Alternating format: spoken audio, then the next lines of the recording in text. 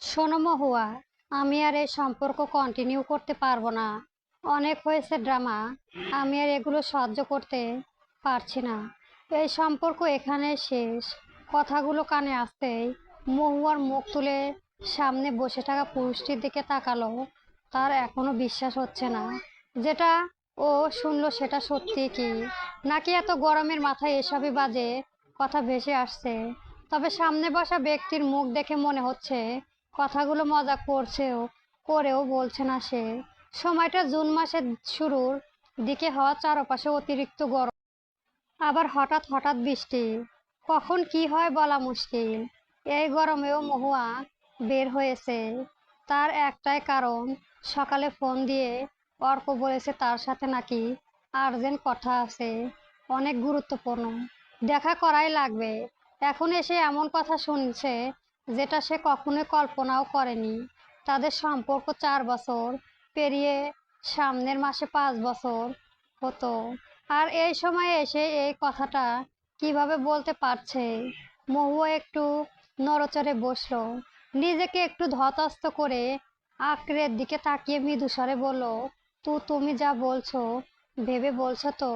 কিছুটা থেমে আবার শুধালো, আমাদের 4.5 বছরের সম্পর্ক অর্ক, বাবা মা ফ্যামিলি সবাই জানে, আর তুমি এই সময় এসে বলেছো। গলাটা কিছুটা কেঁপে উঠলো তার, তাও হাল ছাড়লো না।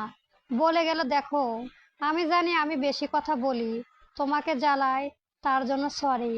আমি আর কখনো করব না, বিশ্বাস করো। কিন্তু এভাবে প্লিজ শেষ করো না। আমি, প্লিজ মহুয়া, সিন ক্রিয়েট করো না। আমি তোমার সাথে সম্পর্ক রাখতে চাচ্ছি না, বোঝার চেষ্টা করো। আর ফ্যামিলি জানে তাতে কি, আমার আর তোমাকে ভালো লাগে না মহুয়া। কথার মধ্যে অর্ক কিছুটা বিরক্ত প্রকাশ করে এই কথাগুলো বলল। অর্ক উঠে দাঁড়িয়ে হাতে রাখা ফোনের পকেটে রাখতে রাখতে আবার বলে উঠলো, অ্যান্ড লিসেন মহুয়া, আমাদের সম্পর্ক যেহেতু এখানে শেষ, তাই আমাকে কল মেসেজ প্লিজ দিবে না। আর ফ্যামিলিকে কি আমি যা বোঝাবো বোঝাবো, তোমার ভাতে হবে না, আসি। অর্ক কথাটা বলে সামনের দিকে হাঁটা দিল। কিছুটা সামনে যেতে আবার ফিরে তাকালো। মহুয়া অর্কের দিকে তাকিয়েছিল। ওর মন বলেছিল অর্ক নিশ্চয় ওর সাথে মজা করছে। যখনই ফিরে এসে জড়িয়ে ধরে বলবে, বোকা মেয়ে কান্না করছো কেন, আমি তো মজা করেছিলাম। কিন্তু না, এমন কিছুই হলো না। অর্ক ফিরে এলো কিন্তু নিজের ওয়ালেট নিতে। ওয়ালেট নিয়ে আবার সামনের দিকে হাঁটা দিল। ভাবটা এমন যে মহুয়া একজন অচেনা ব্যক্তি। ক্যাফের দরজা বন্ধ হলো, তার সাথে বন্ধ হলো তাদের 4 বছরের পথ চলা। 1 ঘন্টা চললো। মহুয়ার রাস্তা হাঁটছে, কোথাও যাচ্ছে নিজে জানে না, শুধু হেঁটে যাচ্ছে। পরনে শুধু কুঁচকে গেছে, কান্নার কারণে নাক গাল গাল লাল লাল হয়ে গেল। এখন শুধু হিসকি তুলছে। রাস্তার মানুষজন কেমন চোখে তাকাচ্ছে, তাকাবেই না কেন? যদি ছোট বাচ্চা হতো মানা যেত, তবে একটা 25 বছরের মেয়ে রাস্তায় এভাবে কান্না করতে করতে হাঁটলে কেমন দেখায় না? মহুয়া কোনো দিকে হুঁশ জ্ঞান নেই। ওর উপর দিয়ে কি যাচ্ছে ও নিজেও শুধু বুঝতে পারছে না। মাথার মধ্যে এখন হাজারটা কথা আনাগোনা হচ্ছে, যার একটা উত্তর ওর কাছে নেই। অর্ক ওর সাথে এমনটা কিভাবে করতে পারলো? ওর দোষটা কি ছিল? ও কি বেশি বোরিং পার্স, নাকি সত্যি এখন তাকে আর আর্কের ভালো লাগে না? পুরাতন হলো বুঝি মানুষ এভাবে ছেড়ে দেয়? ওই মহুয়া তো পুরাতন জিনিস পেলে বেশি খুশি যত্ন করে রাখে, সে কেন তাকে রাখলো না? অর্ক কি একবারও ওকে ভালোবাসেনি? যদি বাঁচতো এভাবে, কি আর ছাড়তে পারতো? কখনোই না। আচ্ছা, ও শ্যামলা বলে কি সে এমনটা করলো? ছোটবেলা থেকেই তো সবাই অবহেলা করেছে, কিন্তু এই 4 বছরে মনে হয়েছিল না গায়ের রং ভালোবাসার মধ্যে আসে না। কিন্তু এখন দুপুর থেকে বিকেল হয়ে গেছে। দুপুরে সে কফি শপে 1 কাপ কফি খেয়েছে মহুয়া, তাও অর্ধেক। পরের কথাগুলো শুনে তো আর খাওয়া হলো না। পা আর চলছে না, মাথার পিছনে সামনে দপদপ করছে। যদিও রোদ নেই, তবে কান্না করার ফলে এই অবস্থা। সামনে একটা লাইব্রেরি দেখলো। লাইব্রেরির সামনে একটা বেঞ্চ রাখা, আশেপাশে ফুলের গাছ লাগানো। মহুয়া ওখানে যেতেই বসে পড়লো। গলা শুকিয়ে কাঠ হয়ে গেছে, পানি খাওয়া জরুরি। কিন্তু এখনো আবার পানি কই পাবে? সে নিজেও জানে না কত দূর চলে এসেছে। মহুয়ার মাথাটা ধরে নিচু হয়ে বসে আছে, মাথা ব্যথা বাড়ছে। ও ছোটবেলা থেকেই মাইগ্রেনের সমস্যা কান্না করার ফলে বেড়ে গেছে। খিদেও পেয়েছে। মহুয়া বিড়বিড় করে আওড়ালো, আজকে কার মুখ দেখে উঠেছি, সব সমস্যা আজকেই হচ্ছে, কপালটাই খারাপ আমার। তখনই মনে হলো পাশে কেউ বসলো। একটা পারফিউমের আর নতুন বইয়ের মিক্স একটা গন্ধ আসছে। মহুয়ার মাথা তুলে পাশে তাকালো। পাশে একটা ছেলে বসে আছে। বয়সটা আন্দাজ করা যাচ্ছে না, তবে মহুয়া ছোট হবে বোঝা যাচ্ছে। মহুয়া কিছুটা দূরে সরে বসলো। হঠাৎ ছেলেটা একটা মিনারের ওয়াটার এর বোতল বাড়িয়ে দিল মহুয়ার সামনে। মহুয়া তখনও চোখ বন্ধ করে আছে। যখন অনুভব করলো সামনে কিছু আছে, তাড়াতাড়ি চোখ খুলে দেখলো সামনে ওই ছেলেটা দাঁড়ানো আর হাতে পানির বোতল, যেটা মহুয়ার দিকে বাড়িয়ে দেওয়া। মহুয়া সোজা হয়ে বসে ভালো করে তাকালো ছেলেটার দিকে। কপাল সুই সুই, ঘন কালো চুল, সেট করা না এলোমেলো, গায়ে একটা হফ হোয়াইট রঙের টি শার্ট, হাতা কইনু পর্যন্ত গোটানো। তার জন্যই হাতে নীল রংগুলো ভালোই বোঝা যাচ্ছে। ছেলেটাকে একটু আগে বাচ্চা লাগলেও এখন লাগছে না। কারণটা হয়তো লম্বার জন্য। দেখে তো মনে হচ্ছে 5 ফুট 11 হবে। থাকতে দেখে ছেলেটা এক কদম এগিয়ে এসে কিছুটা শান্ত কণ্ঠে বলল, দেখা শেষ? হ্যাঁ। মানে না? মানে? মহুয়া মাথা নিচু করে হাত বাড়িয়ে তাড়াতাড়ি বোতলটা নিল, যেটা এতক্ষণ সামনেই রেখেছিল ছেলেটা। মহুয়া ভীষণ লজ্জিত হলো। তার একদমই উচিত হয়নি এভাবে তাকিয়ে থাকা। ততক্ষণে ছেলেটা আবার পাশে গিয়ে বসেছে। মহুয়া আমতা আমতা করে বলল, সরি আর থ্যাঙ্কস পানির জন্য। ছেলেটা বইয়ের কিছু একটা পড়তে ব্যস্ত। চোখ বোলাতেই রেখে ছোট্ট করে জবাব দিল, হুম। মহুয়া পানি খেলো। গলা শুকিয়ে কাঠ হয়ে ছিল, এখন একটু ভালো লাগছে। সূর্যের তেজও কমে এসেছে। চারপাশে এখন হালকা বাতাস। মহুয়া চুপচাপ বসে আছে, ভাবছে এখন বাসায় যাবে কিভাবে। আর ছেলেটাও চুপচাপ বই পড়ছে। মহুয়া একবার আর চোখে তাকালো বইটার দিকে। রবীন্দ্রনাথ, সোনার তরী। বাহ, ছেলেটাও দেখি এগুলো পড়ে। মহুয়াও পড়ে, ওর রুমেই তো একটা আস্ত বড় লাইব্রেরি আছে। মহুয়া ভাবলো, থাক, এত ভেবে লাভ নেই, এখান থেকে কেটে পড়লে ভালো। কিন্তু তখন আবার মনে পড়লো অর্কর সাথে আজকে দুপুরের ঘটনা। মনে পড়তে আবার চোখের পানি আনাগোনা শুরু হলো। এক ফোঁটা গাল বেয়ে পড়লো মনে হয়। চোখের পানি কি আর মানুষজন দেখে? এরা শুধু কষ্টের বোঝে আর নিজের ভাব প্রকাশ করে, যাতে ভিতরে মনটা কিছুটা হালকা হয়। মহুয়া ভেজা গাল মোছার জন্য হাত গালে নিতে হঠাৎ পাশে থেকে সেই ছেলেটার গলা ভেসে আসলো। এভাবে শিশু কাঁদনের মতো কান্না করলে মানুষ আপনাকে পাগল ভাববে, মিস ওর মিসেস। মহুয়া কিছুটা গায়ে লাগানো কথাটা। এই ছেলে, বাচ্চা ছেলে, ওকে অপমান করেছে। শিশু কাঁদনি বলে মহুয়া কিছুটা ঘুরে ছেলেটার দিকে তাকিয়ে হালকা রাগে গলায় বলল, আপনি কি বলেন? ছেলেটা একবার চোখ তুলে তাকালো, ফের বইয়ের দিকে তাকালো। যা সত্যি তাই। মহুয়া কিছু বলতে যেও বলল না। কিছুক্ষণ আগে সাহায্যের জন্য হয়তো বলতে পারলো না। তখনই ব্যাগের মধ্যে থেকে মহুয়ার ফোন বেজে উঠল। একটা পিকট শব্দ, রিং হচ্ছে। মহুয়া ফোন বের করে দেখলো তার মা কল দিয়েছে। মহুয়ার মাথার হাত। সে খেয়ালই করেনি অনেকক্ষণ বাইরে আছে। মাকে বলে এসেছিল বিকেলের মধ্যেই চলে আসবে, কিন্তু এখন সন্ধ্যা হওয়ার জোগাড়। তাড়াতাড়ি কলটা ধরে কিছু বলার আগেই কলের অপর পাশ থেকে একটা চিহ্নিত কণ্ঠ ভেসে আসলো, মৌ, কই তুই? টাইম দেখেছিস? বাড়িতে আয় মা। তোর বাবা যদি দেখে তুই এখনো বাড়িতে নেই, তুল কারাম শুরু করে দেবে। আসছি মা, টেনশন করো না, কিছুক্ষণের মধ্যে আসছি। হুঁয়ায়। আর শোন, অর্ক ফোন দিয়েছিল, তোর বাবার সাথে কথা বলেছে। কি বললো জানি না, তখন থেকে লোকটা কেমন চুপচাপ আছে। তোর কথা জিজ্ঞেস করলো, তারপর কিছুটা থামলো। ফারহানা বেগম। কণ্ঠ কিছুটা নামিয়ে পর মুহূর্ত বলল, তোদের কি ঝগড়া হয়েছে? মা, আমি এসে সব বলছি, রাখি। মহুয়া কথাটা বলে কল কেটে দিল। মহুয়া আবার মন খারাপ হলো। অর্ক তাহলে বাবাকে সব বলে দিয়েছে। এত তার এখন মহুয়া তার বাবার সামনে কিভাবে যাবে? যখন বাড়িতে তাদের সম্পর্ক জানাজানি হলো, তখন মহুয়া অনেক গর্ব নিয়েই বলেছিল, অর্ক অনেক ভালো ছেলে বাবা, সে কখনোই আমাকে কষ্ট দিবে না। কিন্তু আজ কি হলো? সেই কথার দাম কি এখনো আছে? নেই। হাতে থাকা ফোন অন করে সময় দেখলো 5টা বেজে 20 মিনিট। তারপর চারপাশে তাকালো, না কোনো গাড়ি দেখছে না, পাশে সেই ছেলেটাও নেই, গেল কই? তারপর সামনে থাকা লাইব্রেরির দিকে তাকালো মহুয়া। লাইব্রেরির সামনে একটা বাগান বিলাস গাছ, যা লাইব্রেরিকে ঘিরে রেখেছে সুন্দর, আর তার পাশেই স্নাইট বোর্ড, লাইব্রেরির নাম শঙ্খচিত্র লাইব্রেরি। মহুয়া লাইব্রেরি নামে দেখে বিড়বিড় করে নিজের মনে আওড়ালো, আর আবার কেমন নাম, ছেলেটার মতো অদ্ভুত। কিন্তু গেল কই? রাত 9টা বেজে 8 মিনিট। মহুয়া বাড়িতে এসেছে সন্ধ্যা 7টায়। তাকে কেউ দেরি করে ফেরা নিয়ে ঘাটাঘাটি করেনি। এটাই মহুয়ার কাছে অদ্ভুত লাগছে। আগে এমন হলে বাড়িতে একটা ছোটখাটো বিচার হয়ে যেত। বিশেষ করে তার বাবা আনিসুর রহমান অনেক সচেতন তার মেয়েদের প্রতি।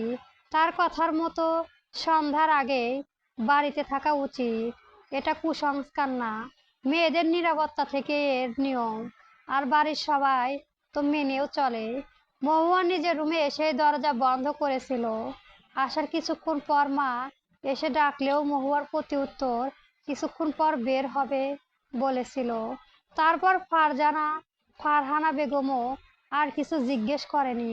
হয়তো তিনিও নিজের মেয়ের মনের ভাব বুঝতে পারছেন। তারপর আর কেউ ডাকতে আসেনি। তার ভয় হচ্ছে, অর্ক যদি সব বলেই দেয় তাহলে পরিবেশ এত শান্ত কেন? কেউ কিছু এত সম্পর্কে বলছে না, প্রশ্ন করছে না, এই জন্য আরো অস্থির লাগছে। টেনশনের হাত ঠান্ডা হয়ে গেছে। মহুয়া এতক্ষণ নিজের রুমে বারান্দায় দাঁড়িয়ে থেকে এতগুলো ভাবছিল। হঠাৎ দরজায় ঠক ঠক করে আওয়াজ, আর সাথে একটা পিচ্চি মেয়ের গলা স্বর ভেসে আসছে, আপি দরজা খোলো, আমি ভেতরে আসবো। আপি। মহুয়া এতক্ষণ শুনতে না পেরেও এখন শুনতে পেল তার ছোট্ট বোন ঈশা। হয়তো মা পাঠিয়েছে মহুয়া কি করছে দেখার জন্য। বারান্দা থেকে রুমের ভেতর ঢুকতেই চোখে পড়লো বিছানার উপর দুপুরে পরা শাড়িটা এখন বিছানার উপর এলোমেলো ভাবে পড়ে আছে। বাড়িতে এসেই মহুয়া শাড়ি ছেড়ে একটা হলুদ রঙের কামিজ পরে নিয়েছিল। শাড়ি পরতে তার একদম পছন্দ না। শাড়ি পরলে সামলাতে অনেক কষ্ট করতে হয় তাকে। কিন্তু যখনই অর্কের সাথে দেখা করত, মহুয়া শাড়ি পরত। কিন্তু এখন কার জন্য পরবে? ব্যস্ত হাতে শাড়িটা তুলে ভাঁজ না করে আলমারির ভেতর রেখে দিল। তারপর চোখ ঘুরিয়ে দরজার দিকে তাকালো। এখনো ঈশার গলা ভেসে আসছে, তবে এখন কিছুটা অধৈর্য কণ্ঠ তার। কতক্ষণ লাগে তোমার আপি? ঘুমিয়ে গেছো? তাড়াতাড়ি খোলো না। মহুয়া তাড়াতাড়ি দরজা খুলল। দরজা খুলতে না খুলতে একটা পাতলা গারণে ফর্সা মেয়ে মহুয়ার হাতের নিচ দিয়ে দৌড়ে সোজা বিছানায় উঠে বসলো। ঘটনা এত তাড়াতাড়ি ঘটলো যে মহুয়ার মাথায় কাজ করলো না। তার বোনটা এত বিচ্ছু কবে থেকে হলো? মহুয়ার রাগী চোখে তাকিয়ে ধমকে সুরে বলল, ইস্যু বেশি বাদর হয়েছিস তাই না? এভাবে কেউ ঢোকে? পরে গেলে কি হতো? ঈশা কিছুটা গা ছাড়া ভাব নিয়ে বলল, আপি চিল, আমি ছোট না, ক্লাস 8-এ পড়ি, তো তোমার মতো হুটহাট করে পড়ে যাব না। মহুয়া ভ্রু কুঁচকে গেল। এই পিচ্চি মেয়ে তাকে খোঁচা দিচ্ছে। হ্যাঁ, মহুয়া হুটহাট করে একটু পড়ে যাওয়ার অভ্যাস আছে, তবে সব সময় না। যখন শাড়ি পরে তখন। মহুয়া ঈর্ষার কাছে জেনে কান মেলে দিল, পাকনা বুড়ি আমার, আমাকে খোঁচা দেওয়া হচ্ছে? হ্যাঁ, এই বের হ আমার রুম থেকে। ঈশা নিজের কাম ছাড়তে ছাড়তেই বলে উঠল, আমারও শখ হয় নাই তোমার রুমে আসার। নির্ঘাত বাবাই বলেছে তোমাকে ডাকতে, তাই এলাম। কখন কান ছাড়ে আমার লাগছে। মহুয়া কথাটা শোনা মাত্রই ঈর্ষা কান ছেড়ে দিল। বাবা তোকে ডেকেছে অর্কের বিষয়ে কথা বলার জন্য কি? মহুয়া নিজের হার্টবিট এখন নিজে শুনতে পারছে। ঈর্ষা ততক্ষণে বিছানা থেকে নেমেছে। আপনি জানো, নীলা আপিও এসেছিল একটু আগে, ড্রয়িং রুমে বসে আছে, সাথে আকাশ ভাইয়াও এসেছে। সবাই কেমন জানি হুতুম পেঁচার মতো মুখ করে বসে আছে। ঈশা কিছুটা থেমে মহুয়ার কাছে গিয়ে কোমর জড়িয়ে বলল, আপি তোমার কি মন খারাপ? না এসব মন খারাপ না। মহুয়া একটা দীর্ঘশ্বাস পেল। আজকে কি হবে তা জানা নেই। বড় বোন নীলা এসেছে মানে আজকে কপালে শনি আসে। মহুয়া ঈশার হাত ধরে সামনের দিকে হাঁটতে হাঁটতে বলল, চল দেখি আজকে কি শনি কপালে আছে। পর মুহূর্তে কণ্ঠ নিচু করে বিড়বিড় করে আওড়ালো, যা হবে দেখা যাবে। কিন্তু আমি মহুয়া মৌ জীবনে আর এই প্রেম ভালোবাসা বিশ্বাস করছি না। ড্রয়িং রুমে পিন পতন, নীরবতা, কারো মুখে কোনো কথা নেই। আনিসুর সাহেব সোফায় বসে আছে। তার সামনে সোফায় বসেছে বড় মেয়ে নীলা আর তার হাজবেন্ড আকাশ। আনিসুর সাহেব দরকারি কথা বলবে বলেই তাদের ফোন করে আসতে বলেছে, কিন্তু আসার পর থেকেই কেউ কিছু বলছে না দেখে আকাশ গলা পরিষ্কার করে বলে উঠল, বাবা আপনি আমাদের ফোনে বললেন দরকারি কথা আছে, এখনো বলছেন না যে? আকাশ কথাটা শেষ করে পাশে বসে থাকা নীলার দিকে তাকালো। নীলা তার দিকেই তাকিয়েছিল, চোখে কিছুটা সতর্ক প্রকাশ করে যেন বলছে, বাবার ধমক খাওয়ার ইচ্ছে আছে নাকি তোমার? হুটহাট প্রশ্ন করো। নীলা চাহনি দেখে আকাশ কিছুটা থমথম খেলো। সামনে তাকিয়ে উপস্থিত ঠিক করতে তাড়াহুড়া করে ফের বলল, না মানে বাবা কথাটা কি মৌকে নিয়ে? আনিসুর সাহেব নিজের চোখে চশমা ঠিক করে নড়াচড়ে বসলেন। তারপর গম্ভীর স্বরে বললেন, বাবার কণ্ঠ শুনে নীলা কিছু একটা আন্দাজ করলো। তারপর ধীরে উঠে রান্নাঘরের দিকে গেল। ফারহানা বেগম রান্না করছে। মেয়ের জামাই এসেছে, ভালো কিছু রান্না তো করাই লাগে। নীলা রান্নাঘরে যেতে মায়ের গা ঘেঁষে দাঁড়ালো। ফারহানা বেগম আর চোখে নীলাকে দেখে আবার রান্নার মন। ফারহানা বেগম বেসিনে যেতে পানি ছেড়ে হাত ধুইতে ধুতে বললেন, অত কিছু জানি না বাপু, তোর বোন আর তোর বাপের মতি গতি আমি ঠিক ঠাহর করতে পারি না, কখন কি হয় এদের বোঝা মুশকিল। নীলা ড্রয়িং রুমে একবার উকি দিল, আবার মায়ের দিকে তাকিয়ে চিন্তিত কণ্ঠে শুধালো, কিছু যদি নাই হয় তাহলে বাবা এমন চুপচাপ কেন?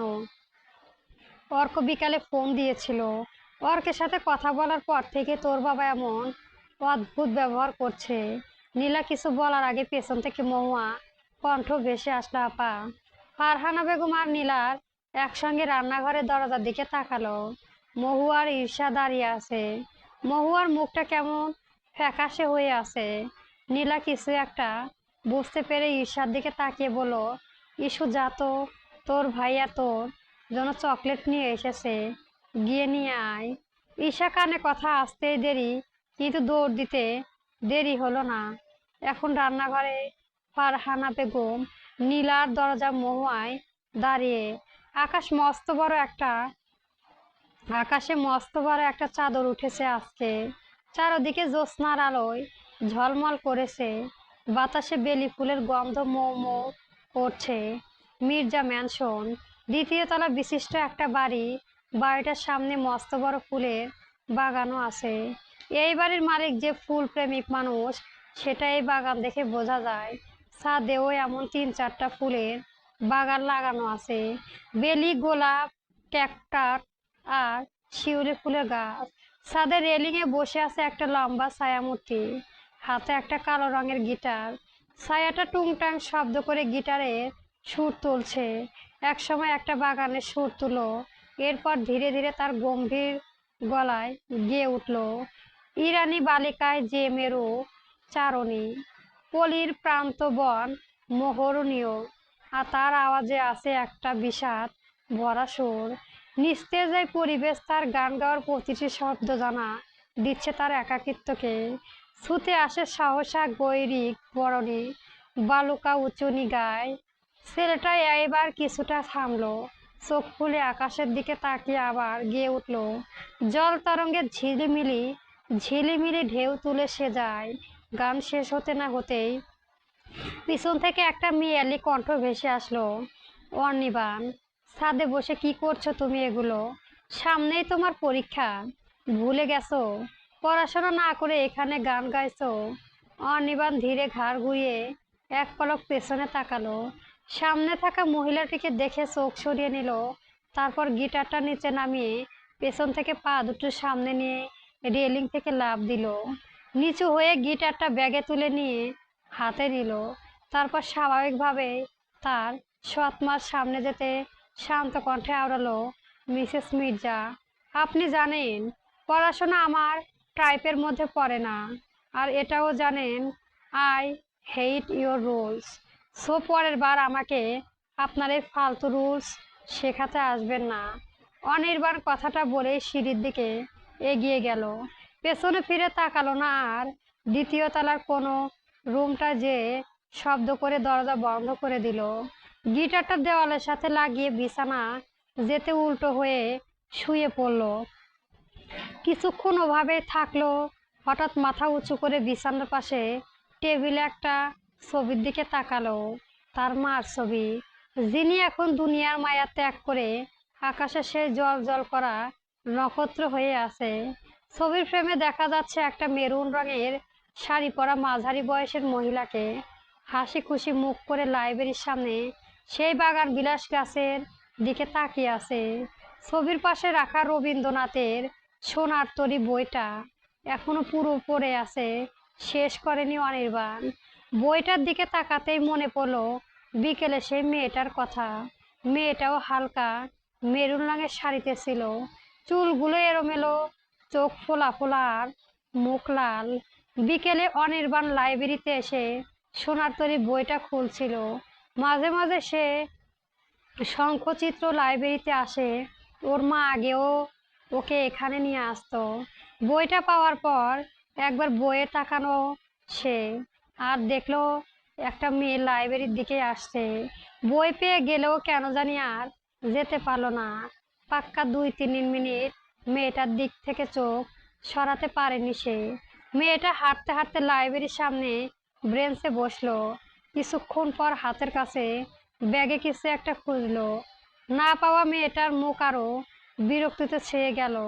অনির্বাণ হয়তো বুঝলো মেয়েটা কি খুঁজছিল, তাই নিজেই একটা কাজ করে বসলো।